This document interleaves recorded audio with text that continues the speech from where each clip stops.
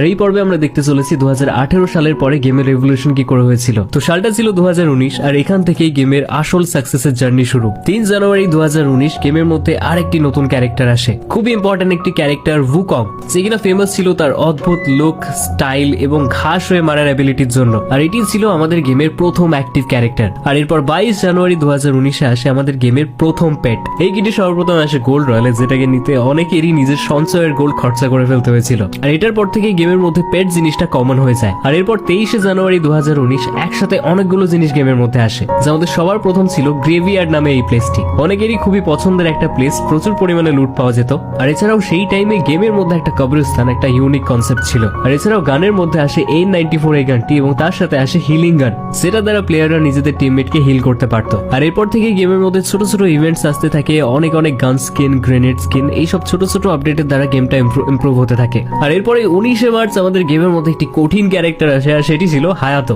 সেই সময়কার সব থেকে বেশি ইউজ হওয়া ক্যারেক্টার, যেটাকে ইউটিউবার্সরা গাদা গাদা ডায়মন্ড দিয়ে পারচেস করেছিল। আর এর সাথে এসেছিল আমাদের গেমের ফার্স্ট কাটানা। প্রথম দিকে হায়াতো থেকে ইন্সপায়ার্ড হয়েছিল এবং পরে গিয়ে এটা ট্রেন্ড হয়ে যায়। আর সেই টাইমেই বারমুডার মধ্যে অ্যাড হয় আরো একটি জায়গা, এবং আমার পার্সোনাল ফেভারিট সেটা হলো অবজারভেটরি। আর এরপর 24 জানুয়ারি 2019 গেমের মধ্যে আরো একটি মোড আসে, আর সেটি ছিল জম্বি মোড। ওল্ড এফএফ প্লেয়ার্সদের কাছে খুবই ইমোশনাল একটা মোড ছিল এই জম্বি মোড, যেটা কিনা সেই টাইমে গেমে খুবই পপুলার ছিল। আর এরপর গেমের মধ্যে ধীরে ধীরে গ্রাফিক্সেরও খুব উন্নতি হতে থাকে। আর এরপর 8 মে 2019 গেমের মধ্যে আসে ব্লু জোন, সেই টাইমে যেটাকে আমরা হাই টায়ার লুট জোন বলেও চিনতাম। আর এই ব্লু জোনের মধ্যে পাওয়া যেত সব থেকে বেশি লুট। ম্যাক্সিমাম প্লেয়ার্সরা সেই টাইমে সেখানে গ্লুওয়ালের আশায় যায়। আর ব্লু জোনের সাথে সাথে শিপইয়ার্ডের পাশে বুলশে নামক এই জায়গাটাও অ্যাড হয়। 8 মে 2019 এই জায়গাটিকে অ্যাড করা হয়, যেটাকে আগে আউটপোস্ট বলেও জানা হতো। সেই আউটপোস্টকে সরিয়ে দিয়েই বুলশেকে আনা হয়েছিল। আর এরপরে গেমের মধ্যে অ্যাড হয় আরো একটা জিনিস, এটার কথা মনে আছে কিনা বলবে, সেটা ছিল জোন ডিটেক্টর মেশিন, যেটাকে ইউজ করলে নেক্সট জোন কোথায় তৈরি হবে সেটাকে বলে দেওয়া হতো। আর এর সাথে গেমের মধ্যে জিপ লাইন অ্যাড হয়, এবং